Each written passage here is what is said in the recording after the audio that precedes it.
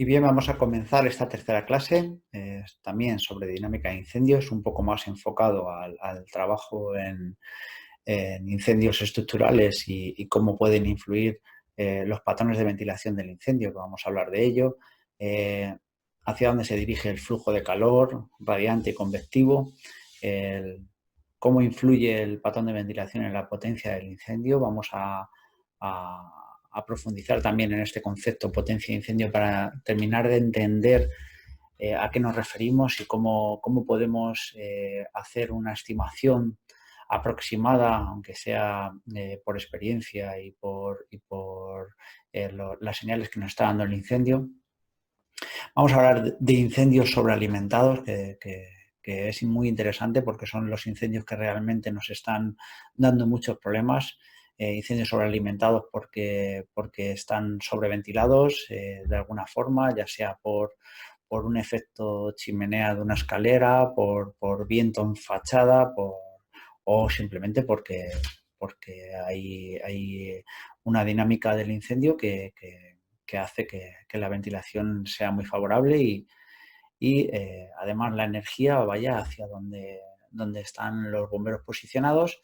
Entonces vamos a hablar de esto y de cómo podríamos empezar a analizarlo de forma previa y constante durante el incendio para aumentar la seguridad y la eficacia en la intervención. Flujo de gases.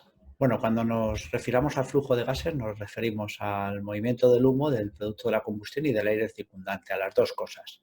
Cuando hablamos del patrón de ventilación del incendio, vamos a estar hablando de cuáles son las trayectorias que está adquiriendo ese flujo de gases, tanto el humo como el aire circundante. Humo, llamas, vapores y el aire circundante, en función de este patrón de ventilación, pues vamos a definir que tiene un patrón bidireccional o unidireccional, que ahora pasaremos a verlo.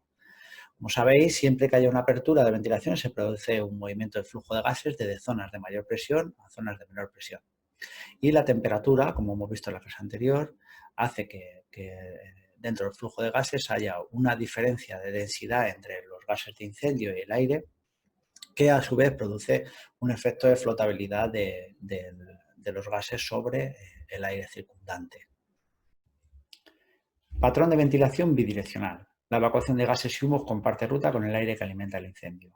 Bueno, pues podemos adivinar que por donde están saliendo gases está entrando aire, ¿vale? Igual que cuando hemos estado viendo la pura evolución del incendio y empezaban a salir gases del colchón de gases y eso producía una pequeña depresión que hacía que por la parte inferior entrara aire. Bien, eso es un patrón bidireccional, lo que viene siendo que por el mismo hueco sale el efluente del incendio y entra aire. Bien, cosas que debemos saber cuando identificamos este patrón de ventilación.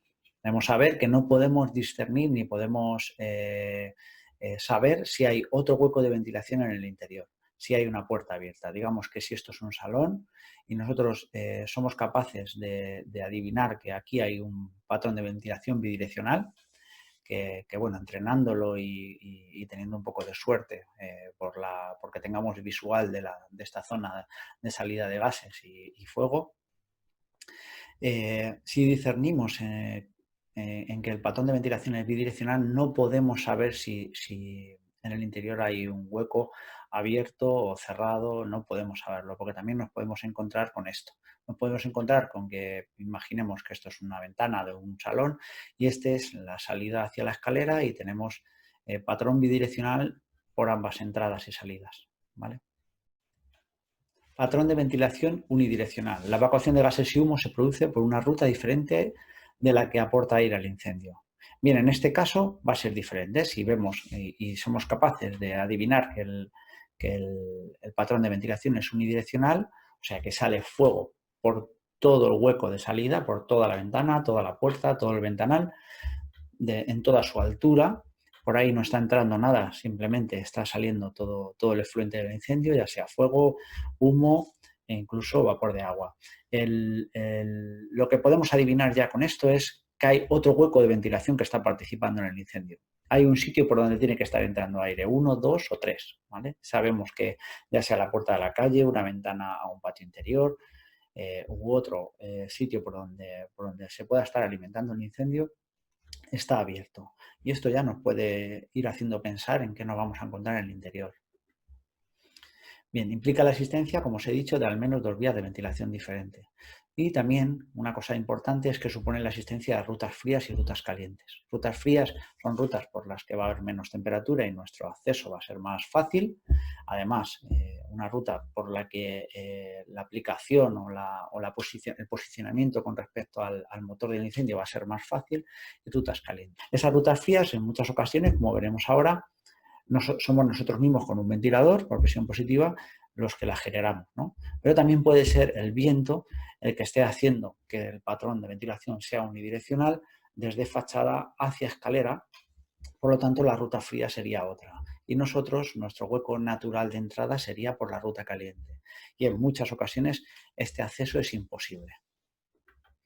Posibles orígenes, como hemos estado hablando, convectivo, pues el típico patrón unidireccional que se suele producir en un chalet, ¿no? o en un pequeño edificio cuando dejas el portal abierto y además tiene salida el incendio y bueno, se produce un tiro producido por diferencias de presión y bueno, es el patrón unidireccional de origen convectivo habitual.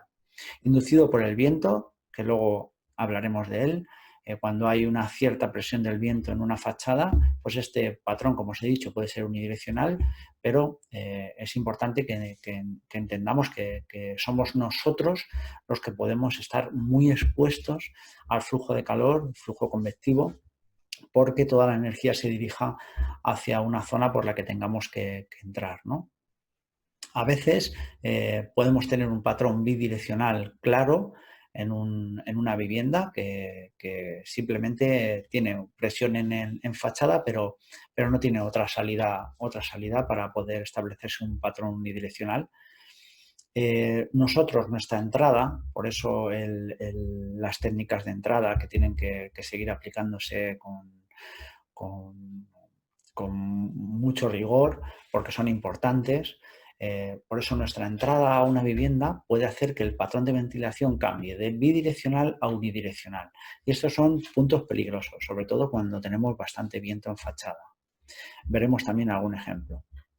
O el provocado mediante ventilación artificial. Como ya hemos dicho, nosotros podemos establecer un patrón unidireccional, por ejemplo, con la ventilación ofensiva, ¿vale? Ponemos un ventilador para que toda la energía del incendio se vaya hacia el exterior por la fachada, por la ventana, para nosotros tener una ruta fría por la que acceder y así tener un posicionamiento rápido con respecto al incendio. ¿Esto provoca un aumento de potencia? Sí, pero se supone que cuando vamos a hacer una ventilación ofensiva, ese aumento de potencia es controlado. Ya tenemos una línea de agua protegiendo fachada, ya tenemos la línea arriba para hacer el ataque rápido al incendio.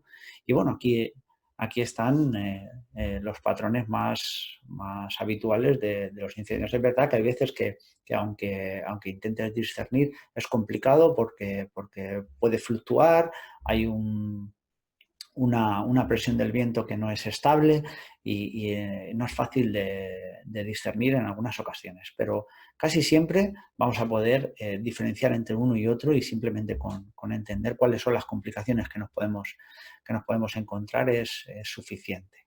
El patrón de ventilación unidireccional inducido por el viento o por ventilación artificial. Bueno, como hemos dicho, una entrada y una salida, sabemos que mínimo son dos aberturas. Pero aquí, bueno, pues tenemos un esquemita o un dibujito en el que vemos perfectamente cómo se establece una ruta fría, una ruta caliente.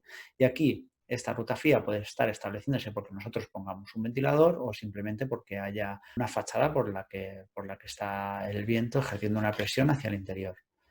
Este ejemplo también nos sirve para intentar pensar que puede ser a la inversa. Ahora veremos algún otro ejemplo en el que veremos que nuestro acceso natural es por la ruta caliente y ahí podemos empezar a tener muchas complicaciones por mucho riesgo de propagación hacia otras viviendas, ya sea en escalera o en horizontal, y además se ve y ven ejemplos en la actualidad y tenemos muchos incendios que ya se han estudiado y vemos cómo este tipo de incendio va a depender muchísimo si no hacemos si no establecemos una táctica alternativa al acceso del interior, va a depender muchísimo de la cantidad de combustible, de la carga de fuego que haya disponible, porque la potencia se va a mantener muy alta durante el tiempo que tenga combustible disponible. Patrón de ventilación unidireccional de origen convectivo. Como os he dicho, el típico patrón de ventilación que puede originarse o que se suele originar en chalés, ¿no? donde tenemos unas diferencias de presión entrada y salida y bueno, ocurre ese establecimiento de ruta fría y caliente natural. Ahora bien, en algunas ocasiones el viento puede ejercer una presión tal que el flujo o la ruta fría se establezca desde fachada de la ventana hacia el interior y la ruta caliente sea hacia el acceso. Esto ha ocurrido. Gases y efluente del incendio puede incluso descender, ¿vale? Vamos a poner dos ejemplos.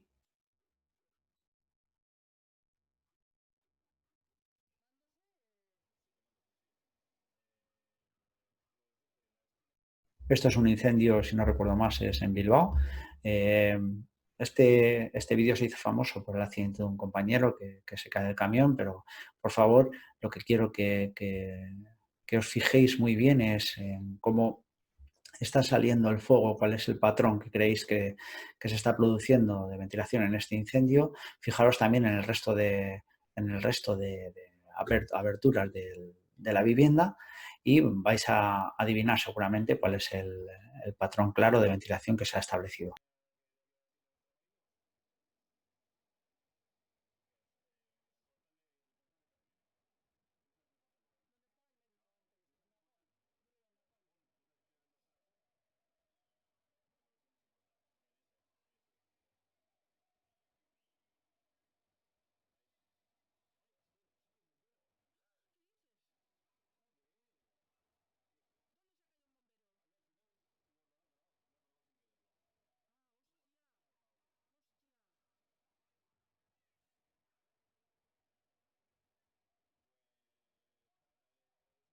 Para esta imagen es un vídeo muy claro de patrón de ventilación unidireccional.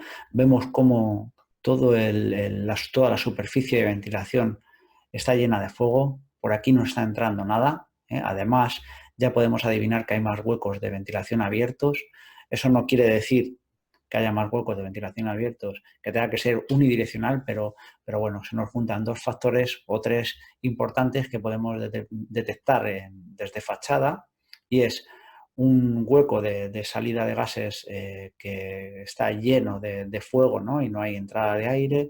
Tenemos más huecos de ventilación abiertos y además podemos detectar que el plano neutro en el resto de la vivienda es bastante alto. Hay una muy buena efectividad o eficacia o eficiencia de la ventilación.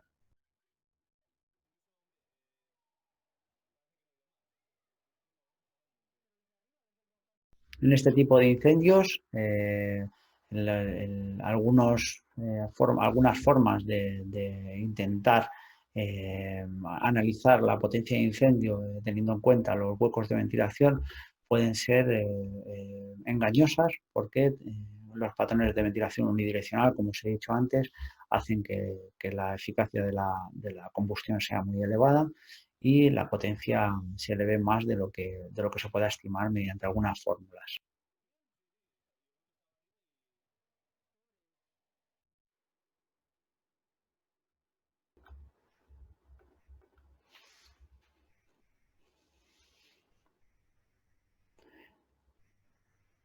Aquí tenemos otro ejemplo que tenemos la suerte de tener, es un incendio en Benidorm, tenemos la suerte de tener el vídeo de principio a fin.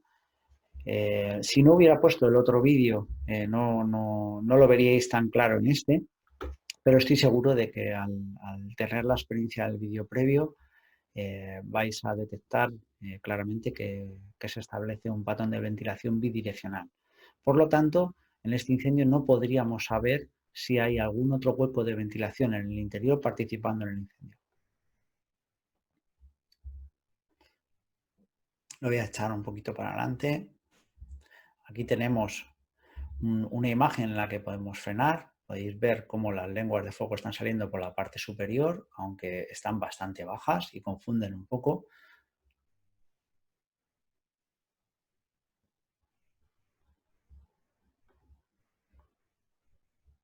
Y aquí, si fijáis bien, ahora cuando le dé al play, vais a ver como el toldo que se está quemando en la parte inferior, sus llamas quieren como entrar, ¿no? Están en la ruta fría y el viento o la alimentación del incendio hace que esas llamas se vuelquen hacia el interior.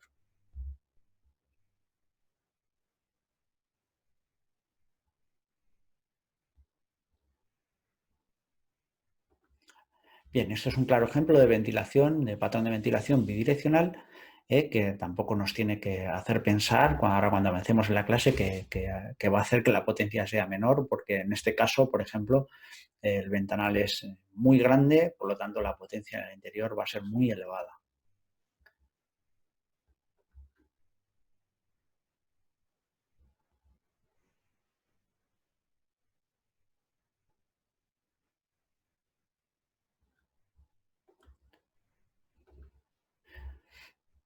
Cosas en las que podríamos empezarnos a fijar cuando lleguemos a un tipo de incendio como este. Bien, el humo, tal y como se comporte el humo cuando sale del incendio, aquí va muy pegadito a fachada.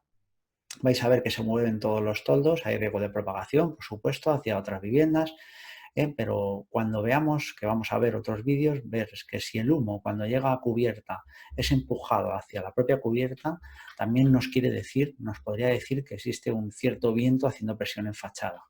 Esto que nos puede invitar a pensar que si el acceso a la vivienda todavía no está abierto, cuando generemos una abertura para acceder, es posible y existe la posibilidad de que si hay viento en fachada y la forma de salir y la ruta que coja el humo nos invita a pensar que hay viento en fachada, es posible que cuando abramos un hueco de ventilación en el interior, el patrón de ventilación se vuelva unidireccional hacia adentro.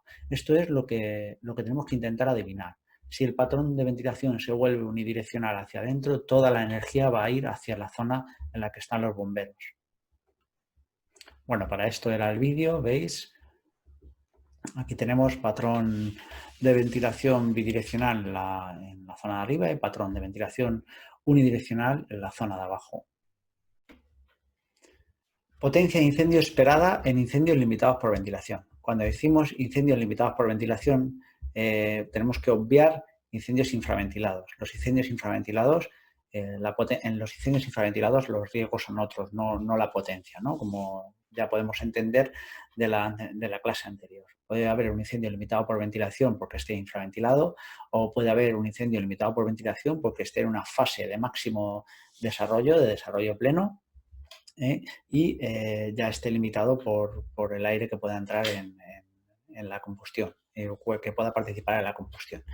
Bien, pues ¿por qué pongo esta diapositiva? Porque para hacer este análisis previo a la entrada o a elegir la táctica, pues bueno, podemos encontrar que las estimaciones las podemos hacer a través de fórmulas, que está muy de moda ahora, como la fórmula que veis en pantalla, que es la ecuación de Kawagüe, la famosa ecuación de Kawagüe, bueno, que la vamos a pasar a ver simplemente porque, bueno, aparte de que es una ecuación que vais a ver en algunos manuales, pues es interesante ver cuáles son los factores que más se tienen en cuenta, aunque ya hemos hablado de ello, a la hora de estimar la potencia, ¿no?, del incendio, o cuáles son los factores que más influyen en la potencia del incendio. Vamos a ver que en la propia ecuación ya están todos ellos, o parte de ellos.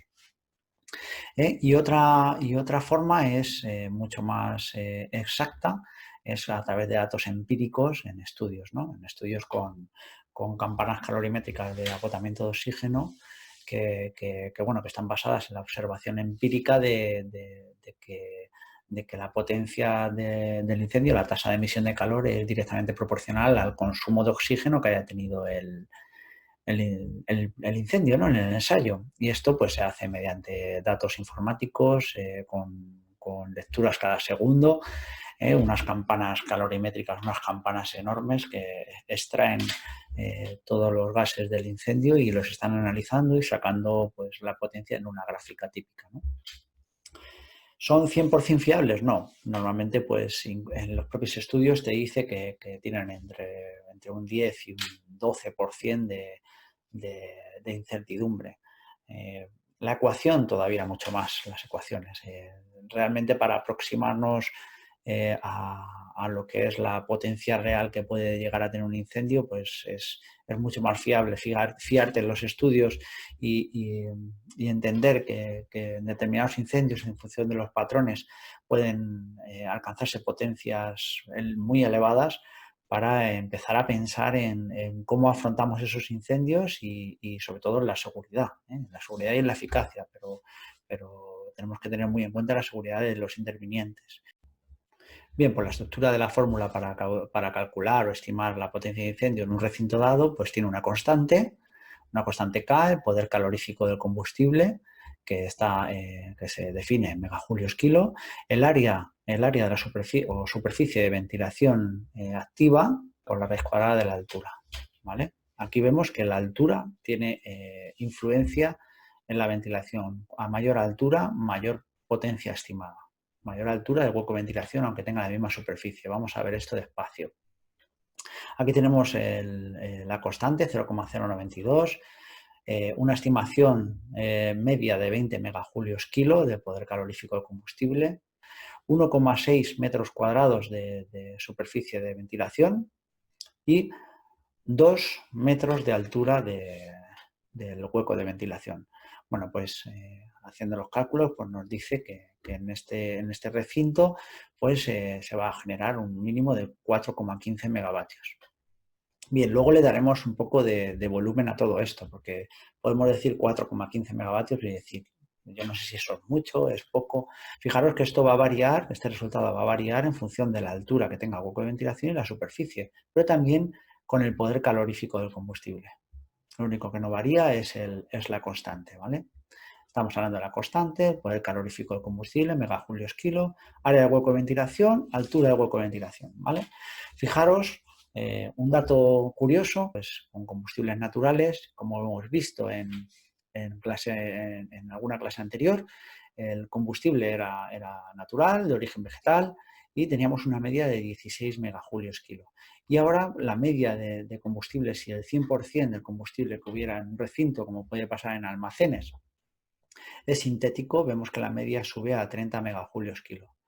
Por tanto, fijaros si aquí en vez de poner 20 megajulios kilo pusiéramos 30. Pero bueno, para jugar y para entender cuáles son los factores que tenemos que estudiar a la hora de hacer una estimación de potencia, nos vale poner una media de 20 megajulios kilo. Pues vamos a ver un pequeño ejemplo en el que os voy a pedir que hagáis un ejercicio de imaginación y penséis que esto es una puerta de acceso a un recinto. Todo esto es una puerta de acceso a un recinto y esto es una ventana de acceso a ese mismo recinto. Bien, pues si solo la puerta estuviera abierta cerrando la ventana, el incendio tendría un potencial de 6,2 megavatios, ¿vale? Con 2,4 metros cuadrados de superficie. Si cerráramos la puerta y solo participara el hueco de la ventana, esto sería, la estimación sería de 4,8 megavatios a igual superficie expuesta al exterior. ¿Esto por qué ocurre? Imaginar que este plano punteado es el plano neutro o la altura del colchón de gases. Vamos a hablar mejor de la altura del colchón de gases. Pues fijaros cómo la respiración del incendio, por llamarle de algún modo, la respiración del incendio va a ser mucho más pulsante, le va a costar más. Para que pueda entrar aire tiene que dejar de salir gases y así constantemente. Y en este caso va a ser constante, va a estar entrando constantemente aire por debajo y saliendo gases por arriba. Veis cómo la altura tiene un efecto directo en la posible potencia del incendio. Vamos a ver un pequeño experimento con cajas, que es muy fácil de hacer, y vais a ver cómo a igual superficie de ventilación si la configuración del hueco de ventilación es vertical, el incendio, el fuego se acelera muchísimo, la combustión se acelera. Aquí tenéis una caja de iguales dimensiones que la otra, simplemente se pone pues, un hueco totalmente en horizontal y un hueco todo en vertical.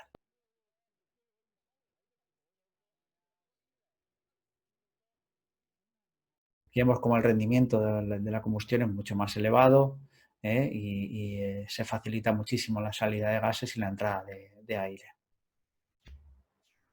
¿Para qué nos puede servir este dato de huecos de ventilación de mayor altura, mayor potencia? Bueno, pues podemos entender ya que si un día vamos a un incendio por donde están saliendo gases y humo, fuego, por un ventanal de salida a una terraza con bastante altura, lo típico, un ventanal de unos 50, 250 por 2 metros de altura, ya sabemos que aquí tenemos un mínimo de 10, 12 megavatios de potencia si nos encontramos con el incendio en su punto de máximo desarrollo, que será en caso sobre todo de que tengamos la vivienda o el recinto muy cerca del parque o tengamos un incendio con bastante carga de fuego y el punto de máximo potencia se mantenga en el tiempo, ¿no?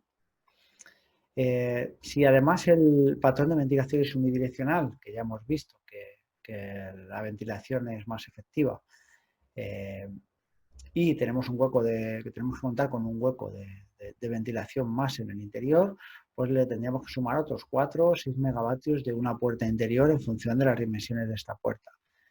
Por lo tanto, nos estamos yendo a potencias de entre 14 y 16 megavatios, que son potencias muy, muy elevadas para las que necesitaremos una combinación de técnicas, una ruta fría segura o caudales bastante elevados para atacar con contundencia y con seguridad. Iremos viendo esto, vamos a ir poco a poco y, bueno, como mínimo ya saber que en el caso de que lleguemos y encontremos ya de por sí un ventanal muy grande, vamos a saber que la potencia que se está generando ahí, si está en su punto de máximo desarrollo, es muy elevada. Y si además estamos viendo que está saliendo humo y gases por otros huecos de ventilación de la vivienda, ya sabemos que hay otro hueco interior. Si detectamos que hay viento en fachada y ese humo va pegado, muy pegado a la fachada y se va hacia cubierta, ya podemos entender que además la energía se está canalizando hacia el interior, hacia algún hueco interior y puede ser peligroso para nuestra entrada. Bueno, ir sumando datos y conocimientos para tener y después establecer una táctica adecuada, ¿no? Como dije, después daremos un volumen a todo esto porque, bueno, todavía no sabemos si la potencia que os estoy diciendo, 10 megavatios, 12 megavatios, es una potencia muy elevada. Bueno, para que os hagáis una idea, con un caudal de 200, 230 litros minuto, aprovechando el 60-70% del agua que aplicamos al incendio, que ya es un porcentaje muy elevado, pues podremos enfrentarnos a una potencia de 6-7 megavatios con eficacia, ¿no? Y seguridad. Por lo que ya os digo que si encontramos un incendio que está generando 10, 12, 14 megavatios y está en su punto de máximo desarrollo, afrontar este incendio con caudales de 200, 230 litros minuto aparte de no ser seguro, vamos a tener una falta de eficacia y vamos a tener que esperar a que la curva de desarrollo de ese incendio descienda, y genere menos potencia para poder ganar posición al incendio y tener un posicionamiento seguro y poder aplicar agua al motor del incendio. Es cierto que hay ocasiones, como hemos hablado, que hay incendios que están generando mucha potencia, pero el patrón de ventilación de ese incendio nos favorece, tenemos una ruta fría clara y no nos ofrece tanta resistencia porque no tenemos que penetrar por ese canal de energía que tenemos que penetrar en el caso de que la energía esté yendo parte de la energía esté yendo hacia nuestra entrada, ¿no? Hacia nuestro hueco de entrada. pero todo eso será con entrenamiento. Ese análisis tendremos que hacerlo de forma previa y durante el incendio con la información que nos vayan dando los bomberos que estén penetrando en el interior. Tenemos que entrenar esto y tenemos que jugar y, bueno, poco a poco acostumbrarnos a tener esta información y actuar en consecuencia. Vamos a hacer un pequeño supuesto y vamos a imaginarnos que nos encontramos un incendio en el que está saliendo llamas por una ventana de 1,2 por 1,2, que es una ventana normal, una ventana habitual en un salón o sobre todo en habitaciones. Bueno, pues podríamos estimar que por esa ventana, ese incendio, si solo fuera ese hueco de ventilación en el que está participando en el incendio, pues tendría un máximo de 3 megavatios de potencia. Ya sabemos que sería más en caso de incendios en los que tengan un patrón unidireccional porque tendríamos otro hueco de ventilación más en el interior. Además, si vemos que está saliendo humo por otros huecos de la estructura, por otras ventanas, otras puertas del edificio o hacia un patio interior o por otra vivienda, pues ya sabemos que está habiendo otro hueco de ventilación que está participando, además de un riesgo de propagación evidente. Por lo tanto, tenemos que entender que la potencia de ese incendio en su punto de máximo desarrollo va a ser bastante mayor de 3 megavatios. Vamos a poner el ejemplo de que está participando una puerta con una sola hoja, deberíamos de sumarle mínimo otros 4 megavatios. Si son 2 hojas, otros 4 megavatios más, ya tendríamos un mínimo de 11 megavatios, que es una potencia muy elevada. ¿Qué quiero decir con esto? Lo que quiero decir es que hay veces que es muy complicado pues, establecer una potencia o estimar una potencia con lo que estamos viendo desde el exterior y podemos prever que no nos va a ofrecer mucha resistencia al incendio y después encontrarnos con otra cosa. Ya solo por los huecos de ventilación que esté participando en el incendio, pero además, ya sabéis, tenemos que sumarle que si está jugando además un viento en fachada que nos está canalizando la energía hacia el hueco por donde nosotros tenemos que acceder, pues todavía va a ser más complicado. Bueno, ya vemos que las propias condiciones del incendio, del edificio, las condiciones de ventilación, del propio combustible, como hemos hablado, pues hacen que haya una variedad posible muy elevada de potencias y posibilidades en cuanto a rutas del flujo de gases del incendio, ¿no? Por lo tanto, las tendencias en cuanto a las instalaciones hidráulicas que se deberían de usar van más hacia la línea de tener un caudal disponible en punta de lanza más elevado de lo que tenemos ahora, ¿no? Ahora tenemos un caudal disponible con nuestras líneas de 25 milímetros de 200, 230 litros minutos en el mejor de los casos, siempre y cuando el tendido no sea muy largo, porque sabemos que tiene unas pérdidas de cargas muy elevadas a esos caudales. Bueno, pues la tendencia es tener caudales más elevados por si es necesario en momentos determinados que pillamos el incendio en su punto de máximo desarrollo, si es necesario durante unos segundos o durante un tiempo determinado aplicar caudales más elevados de entre 300 y 500 litros por minuto, pues estén disponibles con el simple hecho de acelerar la bomba, ¿no? y tener una coordinación clara entre el operador de bomba y el punta de lanza. Aquí tenemos un estudio de NIST en 2005, donde tenemos un recinto de una superficie dada con 2 huecos de ventilación, una puerta y una ventana, y vemos que en este ensayo con campana calorimétrica se alcanza una potencia de 12 megavatios, una potencia bastante importante, ¿vale? Si hiciéramos los cálculos con la ecuación de Kawanoe, nos saldría bastante menos potencia. Por lo tanto, existiendo estos estudios que nos dan ejemplos de alcance de potencia en algunos ensayos, podemos evidenciar que en cualquier tipo de incendio al que vayamos vamos a poder tener una potencia elevada. Por lo tanto, tenemos que empezar a pensar que nuestras herramientas deben adaptarse a estas potencias, ¿no? Aquí tenemos, este es un poco el esquema de las puertas, la puerta de ensayo. En los reportes de los estudios podemos acceder absolutamente a toda la información. Vemos cuál es el hueco principal de entrada de aire, que es la puerta, que es esta de la foto de la izquierda, y el hueco principal de salida, que viendo el vídeo podemos evidenciar que es un patrón de ventilación bidireccional, y aún así en este incendio pues se sacan picos de potencia de hasta 12 megavatios.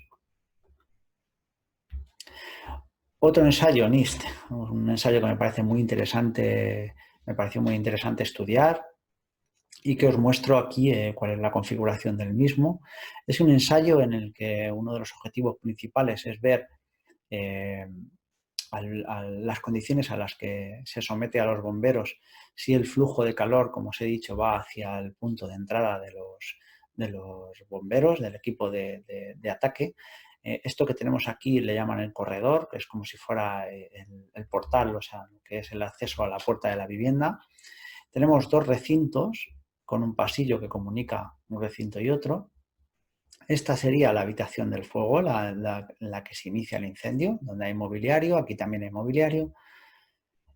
Aquí lo que tenemos es un extractor en el corredor que lo que hace es simular el efecto chimenea de una escalera, ¿no? Si fuéramos a una cuarta, una quinta planta y tuviéramos abierto un hueco por encima y la puerta del portal, ¿no?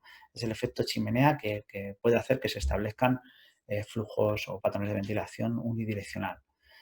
Lo que hacen ellos es que de forma natural y de forma inducida se establezca un patrón unidireccional en el que la energía se dirija hacia los bomberos o bomberas que vayan a atajar el incendio. Así miden flujo de calor radiante en esta zona, toda la zona, para ver cuál sería el contexto en el que estarían estos bomberos y si tendríamos un mínimo de posibilidades de atajar el incendio o de sobrevivir. Vemos cómo en el ensayo inicial, en el que no se induce la ventilación, porque en ensayos posteriores aquí ponen un airboat, que es un ventilador gigante en la parte de la ventana, quitan un elemento que está limitando la ventilación a modo de ventana y aceleran el ventilador para simular viento en fachada, ¿no? Y hacer lecturas de potencia en función del viento que están induciendo. Vemos que en el ensayo básico se alcanzan potencias de hasta 13 megavatios, pero lo que realmente preocupa es el flujo de calor radiante al que se ven sometidos los bomberos en la puerta de entrada. Y como os digo, lo que hacen es que simulan un incendio, dejan que el incendio evolucione y en un momento determinado pues abren esta ventana, quitan el elemento limitante, entra el aire ayudado por la extracción desde el corredor y se establece un flujo unidireccional que hace que somete a los bomberos a flujos de calor radiante de 50, 60 megajulios o kilovatios metro cuadrado, que es una barbaridad, una auténtica barbaridad. Acordaros que a partir de 10 kilovatios metro cuadrado nuestra máxima permanencia era de 1 minuto, ¿vale?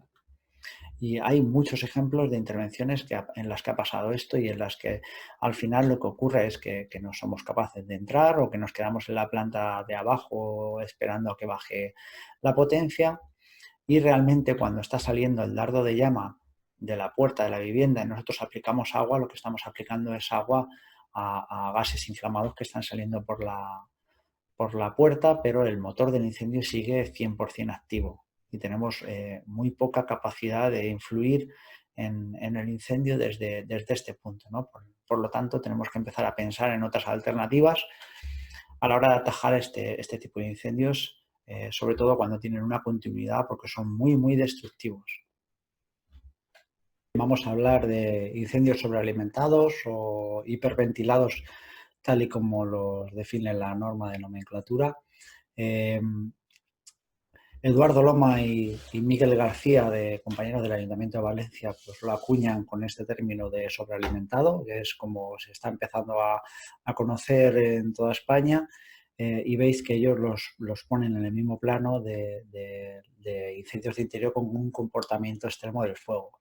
Que bueno, nos viene a decir que el incendio sobrealimentado son también incendios para estudiar, al igual que los fenómenos de flashover, batraf, ignición de gases de incendio, pero desde un punto de vista de la sobrealimentación de oxígeno, ¿no? Yo quiero pararme más a ver el incendios dominados por el viento e incendios forzados por convección, ¿no? Forzados por convección podemos entender que son los efectos, los típicos efectos de chimenea que se producen en edificios de altura, que en muchas ocasiones lo que hacen es que hacen que aumente la potencia, aumente mucho la ventilación del incendio. Estos dos efectos los podemos ver de forma independiente, incendios dominados por el viento y por convección, o también de forma conjunta. Cuando ambos se juntan y tenemos viento dominante en fachada que está pegando está incidiendo justo en la ventana del recinto del incendio, y además tenemos una convección forzada por el efecto chimenea, estamos hablando de incendios con una capacidad de destrucción muy, muy elevada. Y tenemos algunos ejemplos que veremos en vídeos de incendios que están ocurriendo de este tipo.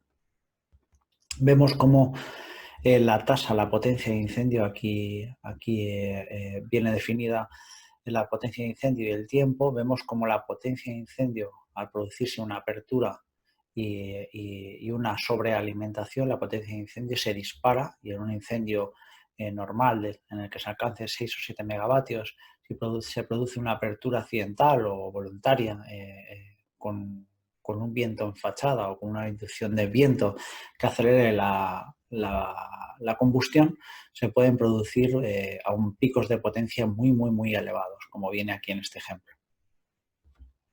Cuando se producen estos patrones unidireccionales en incendios sobrealimentados, como la temperatura es muy uniforme en toda la altura de los huecos de los recintos, ¿no? Que suele pasar mucho este efecto cañón o efecto antorcha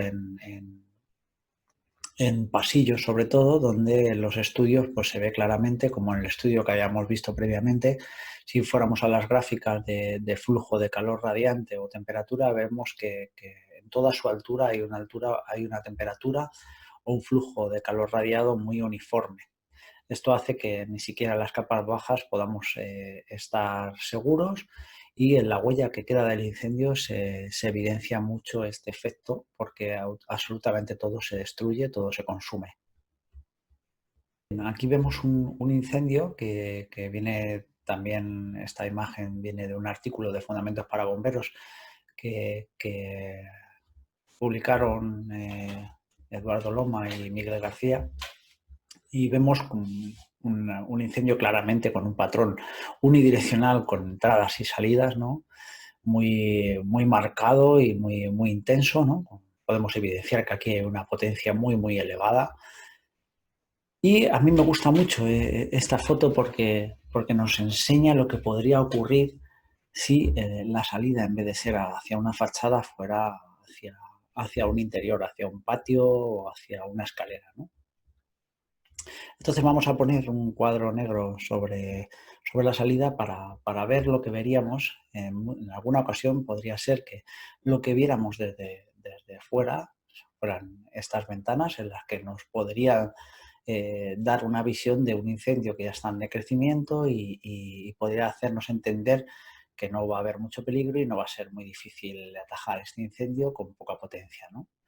Y realmente lo que tenemos es un incendio que cuando vayamos hacia la escalera, pues nos vamos a encontrar que lo que está saliendo hacia la escalera puede ser esto, ¿no? Como ha ocurrido y ocurre en muchas ocasiones, cosa que hace imposible ni siquiera alcanzar la cota del propio incendio, y nos tenemos que quedar en una planta inferior, porque lo que está saliendo por la puerta de la vivienda es una barbaridad, ¿no? De energía, que además de no poder hacer nada, porque si nos ponemos a aplicar agua aquí, no estamos haciendo nada, el motor del incendio sigue activo, y lo único que estamos haciendo sería refrigerar o intentar refrigerar las llamas o los gases que salen inflamados hacia el exterior del portal, que puede ser una opción. Si tenemos conocimiento de lo que está ocurriendo, podría ser una opción, simplemente una actuación más defensiva para proteger la salida de las llamas hacia la vivienda, porque En estas hay muchas ocasiones en las que no podríamos ni siquiera llegar a la puerta de entrada a la vivienda para poder hacer una antiventilación, ¿no? Cerrar la puerta e intentar confinar el incendio, ¿no? Vamos a pasar a un ejemplo de la casa de no hace mucho, un incendio en una 10ª planta. Tenemos un incendio por empezar a hablar un poco de todo lo que hemos estado analizando, un incendio con una superficie de ventilador muy grande. Además es un incendio de altura donde el viento puede incidir de forma clara. El incendio se ve antes de la llegada de bomberos en su punto de máximo desarrollo. Vamos a poner un vídeo.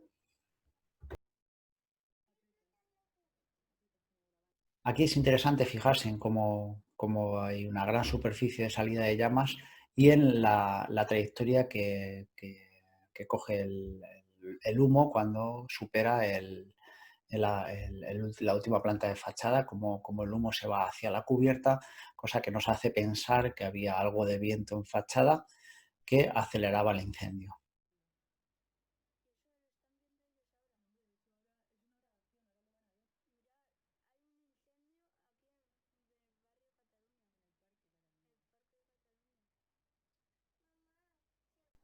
Ahora vamos a ver el interior, veis un grado de destrucción muy elevado, combustión bastante limpia, zonas muy blancas, donde ha habido mucha temperatura, mucho flujo de calor. Vamos a ver el grado de destrucción que se alcanzó en esta vivienda para empezar a llegar a conclusiones.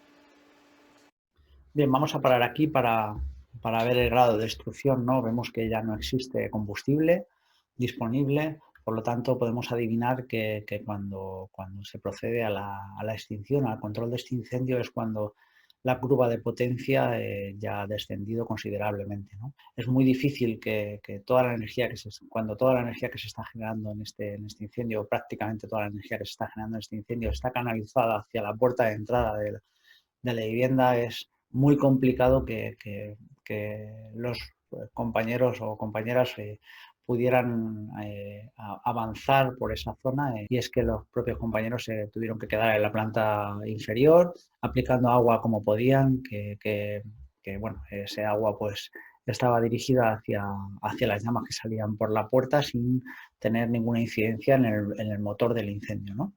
En este tipo de incendios está claro que tal y como ocurrió, ya hay que buscar otras alternativas. Se intentó un ataque combinado, pero cuando ya los compañeros estaban a punto de aplicar agua desde el exterior, hacer un ataque ofensivo exterior que se ordenó por parte de J31,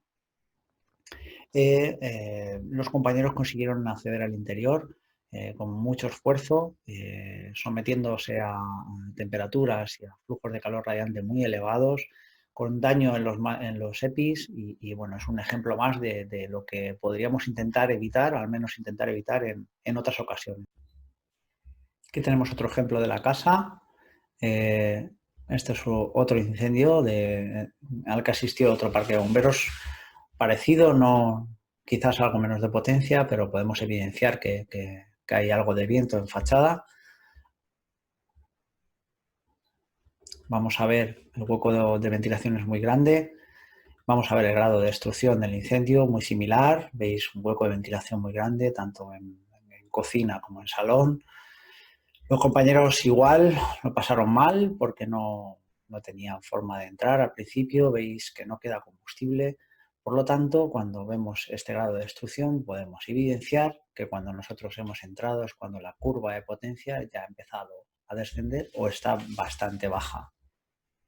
En este caso de Consorcio Valencia, tampoco hace mucho de este incendio, vemos que puede parecer que la potencia del incendio pueda ser baja, pero vamos a ver como un efecto convectivo y un efecto de la ventilación del incendio hace que el incendio dure bastante tiempo porque tiene bastante combustible disponible y la intervención sea muy complicada.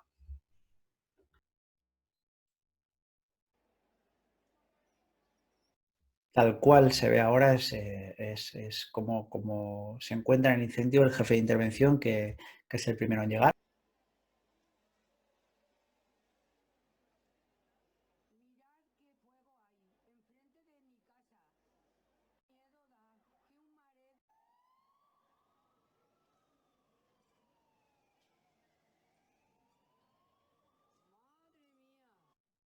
Bien, vamos a ver fotos de cómo era. Bueno, aquí un esquemita que me hizo el compañero, donde estaba el foco inicial, el hueco de ventilación grande que tenía y hacia dónde iba casi todo el flujo, posiblemente por un flujo convectivo de escalera, ayudado por un flujo convectivo de la escalera.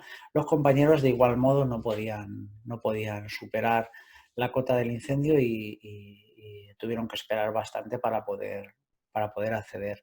Vamos a ver dónde estaba una víctima que tenía alguna quemadura, y que era la de la vivienda de enfrente. Esto es otra vivienda.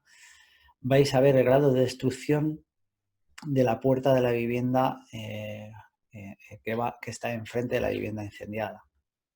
Bien, esta es la puerta de la vivienda que está enfrente, donde se sacó a la única víctima que no estaba en el recinto del incendio, que no estaba en la vivienda del incendio. Los compañeros tuvieron que conformarse con quedarse en la zona inferior, aplicando agua y haciendo el rescate como podían. Fijaros el grado de destrucción, de carbonización en el cerco de la puerta, y como vemos toda la pared y techo pelado blanco. Podemos pensar en que aquí ha habido un dardo de llama importante y el acceso se vuelve muy complicado por el interior. Esta aquí estaría a la izquierda, estaría la puerta de la vivienda incendiada. Vemos cómo ha subido hacia arriba todo el flujo de calor, el grado de destrucción en las barandillas y en la escalera. Y un vídeo muy curioso, que vemos cómo el calor llega hasta la novena planta, por la escalera, como derrite. En el noveno, ¿vale? En la novena planta, bastante más arriba de la cota del incendio. Bien, otro ejemplo más, esta vez en Sevilla, compañeros del consorcio. Se me había olvidado dar las gracias a todos los compañeros y compañeras que me han podido pasar información para ir acumulando casos y poder estudiar y que nos sirva a todos y todas para seguir aprendiendo, ¿no? Dar por sentado que en todas estas intervenciones pueden producirse errores y que en la mayoría de ellas casi todos y todas actuaríamos de una forma muy parecida, ¿no? Estamos en un punto en el que todos tenemos mucho que aprender. Bien, esto es lo que se encuentran los compañeros cuando llegan. Una pequeña ventana saliendo fuego, es verdad, eso sí, a mucha velocidad. Hacen revisión perimetral, ven que hay una terraza, pero no sale gran cantidad de llamas ni humo por ese ventanal. Y lo que se encuentran es esto. Vamos a ver este vídeo primero. Esta ventana está justo encima de la puerta del portal hacia la vivienda, ¿no? Y pues suben con su forma habitual, que es como la nuestra, de tendido interior, y se encuentran con que era un incendio que estaba sobrealimentado, avivado por el efecto chimenea de la escalera y toda la alimentación que pudiera tener desde la ventana principal, que era un ventanal de salida a terraza. Vais a ver el grado de destrucción.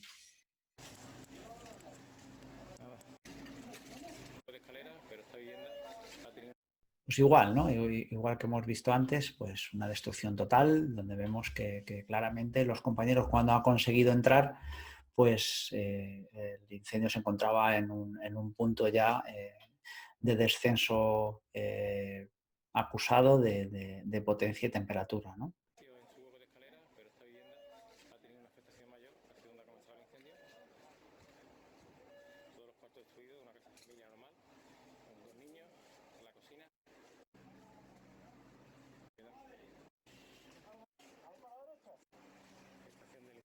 Voy a parar en este punto que me gusta mucho recalcar. ver cómo los compañeros no podían pasar hacia la cota del incendio. Vemos el grado de destrucción en paredes del portal y ahora vamos a ver el resto. Y bueno, podemos imaginarnos lo que ellos encontraron. Cuando ellos aplicaban agua desde la propia escalera, pues estaban aplicando agua a combustible gaseoso ardiendo que salía hacia el portal, al dardo de llama que salía por ahí, pero no alcanzaban de ningún modo el motor del incendio, por lo tanto el combustible seguía participando en el mismo y eso hace que cuando nosotros podamos acceder a la vivienda o al recinto incendiado sea cuando ya la curva de potencia ha descendido y nuestro caudal, el caudal típico en la gran mayoría de servicios de España, que es como el nuestro, caudal que pueda ofrecernos una línea de 25 en alta presión, pues cuando ya sea suficiente, pues podamos entrar, podamos penetrar en el incendio.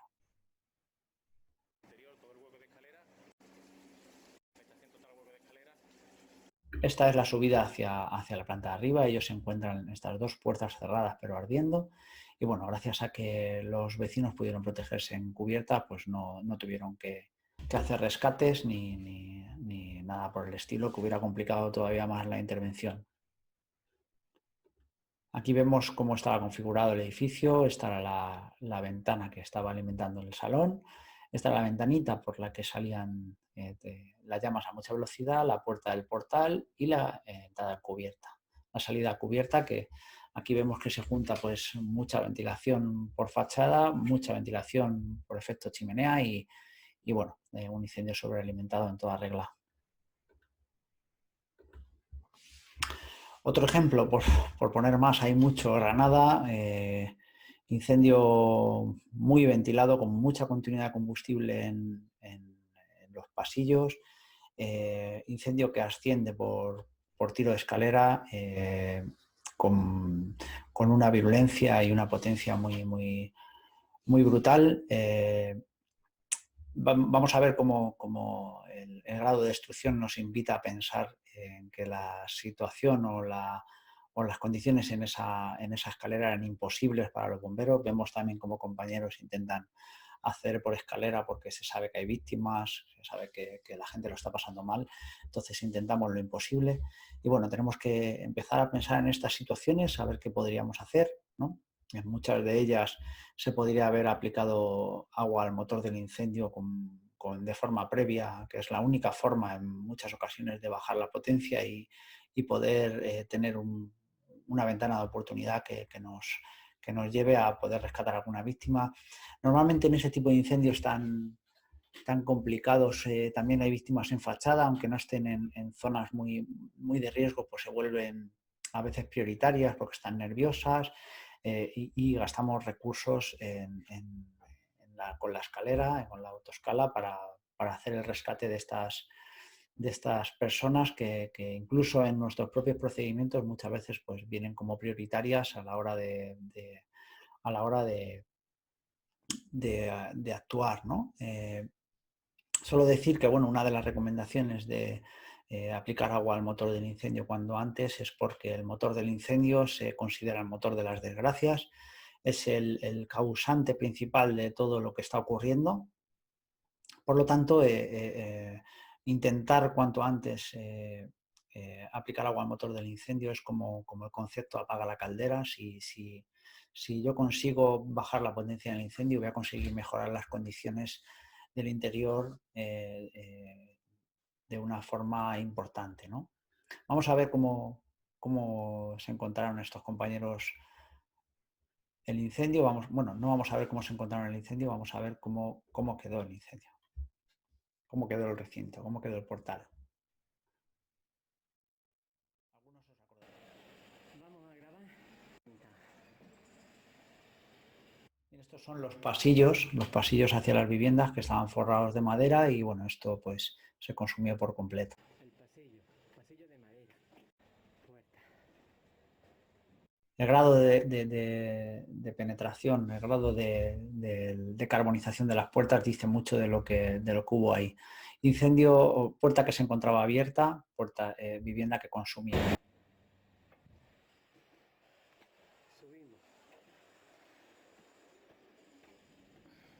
Aprovecho, se ve la celosía de la escalera. Este tipo de celosía está dando muchísimos problemas en incendios, sobre todo en costa, porque bueno, hace que el incendio esté sobrealimentado porque tiene muchísimo hueco de ventilación, pero además hace un efecto en la trayectoria de los gases y humo del incendio porque los enfría de forma temprana y hace que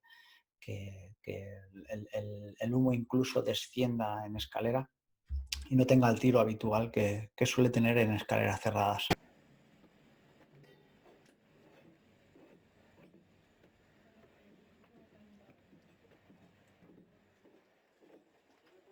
Otra planta completamente consumida igual.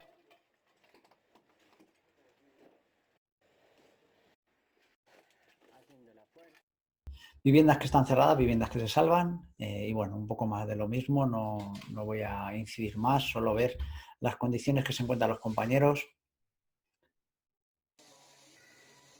Recordar lo que decíamos, cuando el traje se satura de calor, la única opción que hay es ventilar, es disipar ese calor hacia el exterior, buscar un sitio más fresco, quitarnos el traje. Hay pocas opciones más en cuanto a mejorar las condiciones en nuestro cuerpo y ver las condiciones que se tuvieron que encontrar los compañeros que incluso pues, se plantearon pues, subir por la escalera y bueno, lo que se tuvieron que encontrar ahí pues tuvo que ser muy bestia.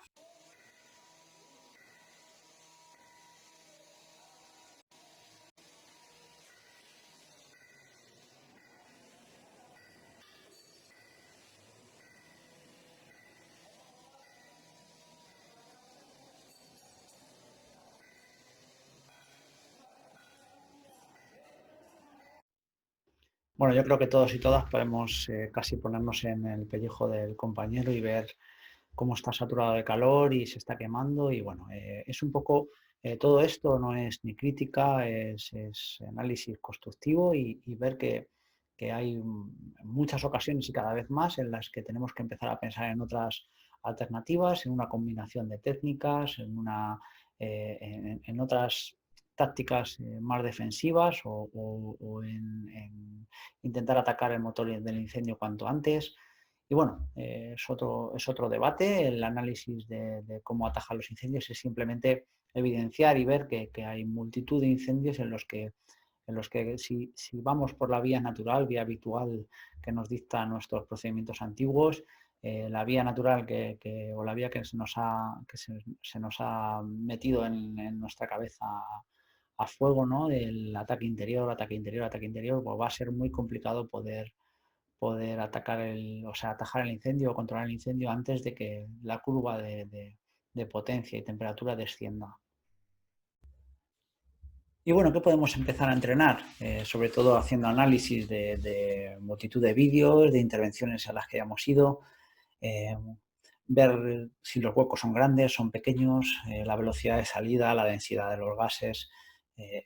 Esto entraremos en otros reciclajes un poco más de lleno, a ver cuál es ese equilibrio entre salida y entrada, patrones de ventilación, existencia de viento incidiendo en fachada. Ya podemos buscar señales en el exterior, toldos, árboles y sobre todo en cuál es la trayectoria del humo, si sube pegado a fachada y se va hacia cubierta.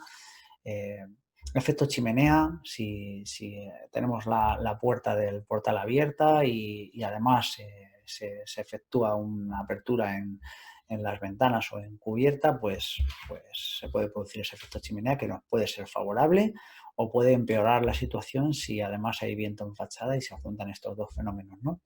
El número de aberturas, la posible evolución ante aperturas que podamos hacer nosotros o el propio incendio genere por temperatura y por rotura de ventanas, puertas y demás. Acordaros lo que decíamos, cuanta más carga de fuego, cuanto más tiempo pueda estar activo el incendio, más posibilidad de aperturas secundarias producidas por el propio incendio. Ubicación de las víctimas, posibilidad de supervivencia y capacidad de rescate. Esto debería de ser algo prioritario, ¿no? Y lo estudiaremos más adelante, viendo ensayos en los que se ve en función de cómo es el incendio, cómo se ataja, cuál es la capacidad de supervivencia y rescate que podemos tener. Carga de fuego, posibilidad de pleno desarrollo, acordaros, si vamos con muy poquito caudal, que hablaremos en clase posterior, si vamos con poquito caudal o poquita capacidad de refrigeración, el incendio al final va a depender de la cantidad de combustible que haya presente, ¿no? Porque en muchas ocasiones no vamos a ser capaces de entrar hasta que la curva de potencia-temperatura pues empieza a descender. Y otros asuntos como la posibilidad de propagación, número de víctimas, construcción, ya estudiaremos el famoso BSAF más adelante. Y nada, saco este dibujito, ¿no? este pequeño esquema para ver un poco que esa combinación de técnicas es lo único que nos puede asegurar el máximo porcentaje de éxito a la hora de intervenir en situaciones complicadas.